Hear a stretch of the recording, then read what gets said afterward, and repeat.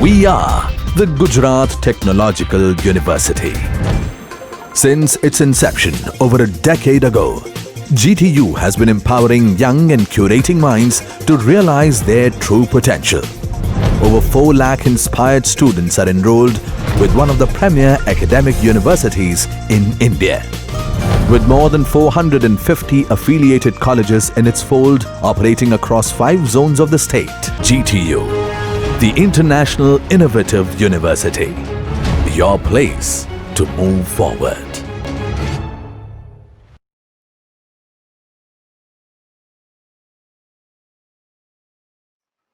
Hello everyone.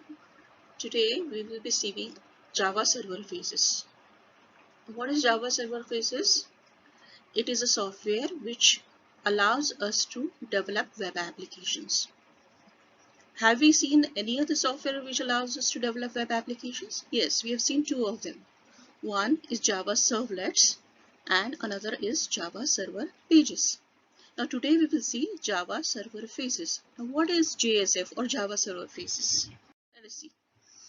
So the topics covered are: what is JSF, what are the benefits of JSF, what is MVC, which is a very important topic, what is JSF life cycle, and we will see a simple example of JSF. Fine. Now what is JSF? Basically JSF is you could say popular for 3 things. First, it allows us to embed user-defined components. It allows us to create components which are based on existing components. Fine. Another most important thing, it is a MVC based framework, model view controller based framework. We are going to see what is model view controller based framework shortly. And the third one, it uses a presentation technology called Facelets, okay, which is a template based presentation technology. Okay, so let us see in detail. So JSF is a component based, as I said, MVC framework, which is built on top of the Servlet API. It is a server-side component-based user interface framework used to develop web applications. It provides a well-defined programming model and consists of rich API and tag libraries. The latest version JSF2 uses Faceless as its default templating system. And the JSF API provides components, for example, input text, command button, and helps to manage their states. Let's continue. It also provides server-side validation, data conversion, defining page navigation, supports for internationalization and accessibility. And the JSF tag libraries are used to add components on the web pages and connect components with objects on the server. So this is what JSF is. Now let us see what are the main benefits that JSF provides us. The benefits are: the main thing is the MVC framework, which provides a clean and clear separation between behavior and presentation of web application. You can write business logic and user interface separately. You need not club all these things together. You have got a separate interfaces for each of them. So that we will be seeing when we see what is a MVC framework, right? The next benefit is Java Server Faces APIs are layered directly on top of the Servlet API, which enables several various application use cases, such as using different presentation technologies, creating your own custom components directly from the component classes. We have already seen this before. It will allow you to create new components from the existing ones. Okay. Now, including a Facelets technology in Java Server Faces 2.0 provides massive advantages to it. Facelets is now the preferred presentation technology for building Java Server Faces based web applications. Let us continue further. Now we will see what is a model view controller. Now here is a diagram of model view controller, and it comprises of 3 components basically: the model, the view, and the controller. Basically, model is used to store the data, view is used to view the data, and controller is used to control the movement of the data from the data to the view and from view to data, right? Now let us see what are the tasks performed by model, view, and control. They are already listed in the diagram. So model is responsible for storing and retrieving data, right? It is used for maintenance of state, notification of observers of changes in state, right? View is used for responsible for rendering of model, that is user interface, user interaction, renders list box control, facilitates selection. Okay, now basically rendering means giving, fine. It is used view is used to provide a user interface where the user can view the data, right?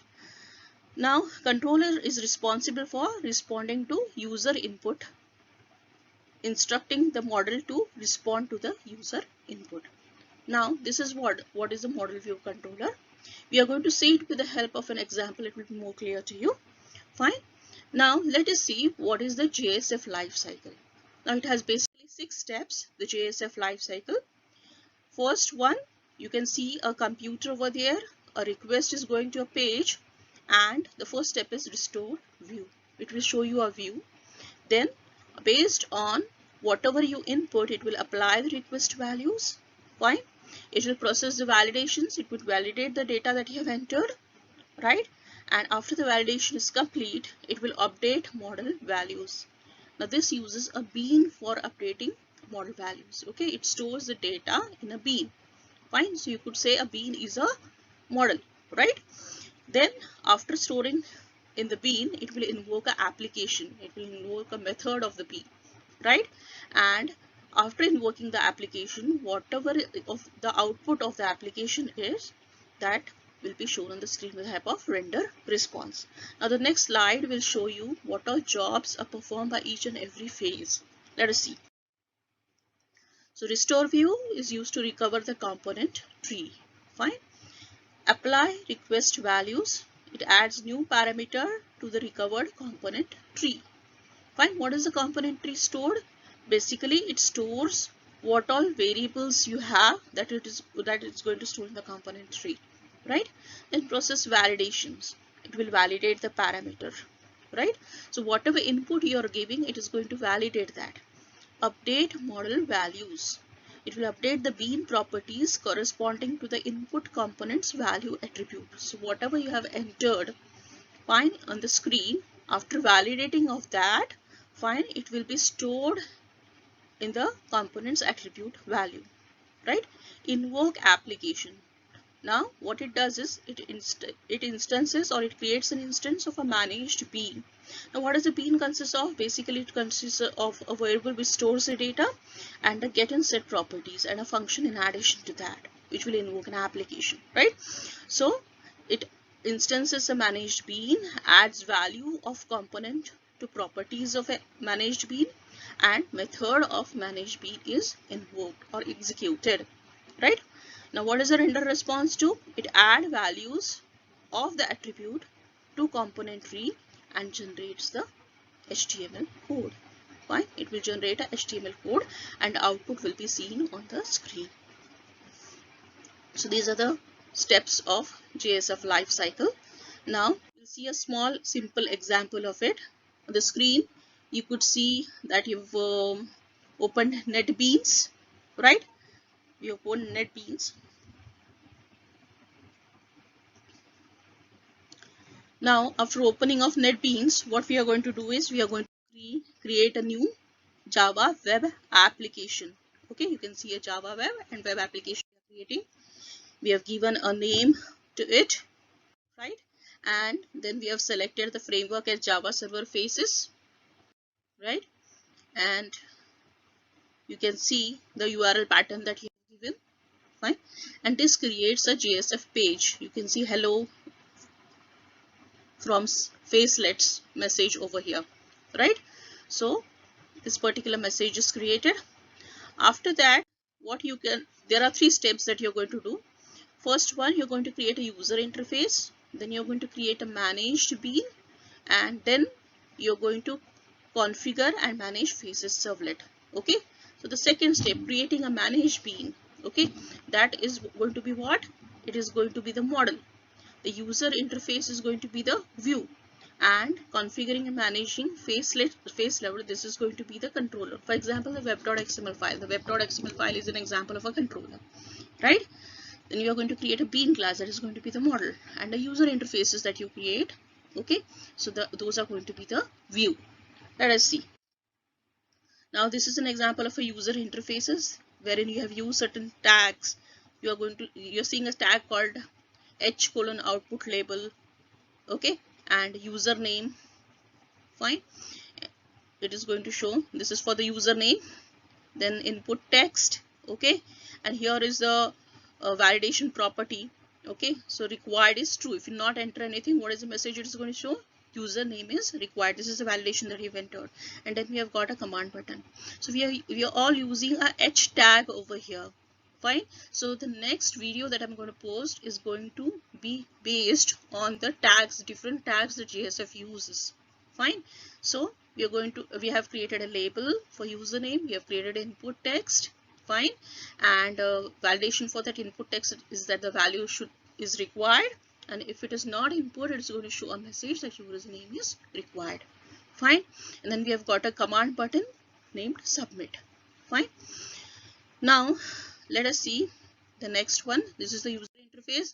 Now this is the user interface for displaying of the output. Basically, it's going to share welcome page, hello, and whatever is the value of the username, it is going to display that, right?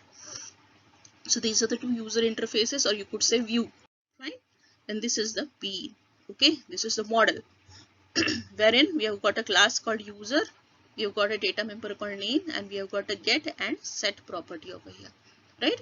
So get property is going to retrieve the value, and set property is going to store the value inside the bean.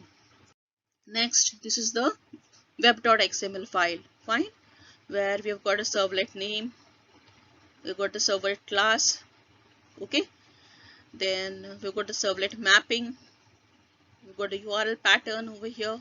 Fine. So this is the web.xml file. So this is the controller basically, which will invoke a JSF application and will provide parameters to JSF application. Fine.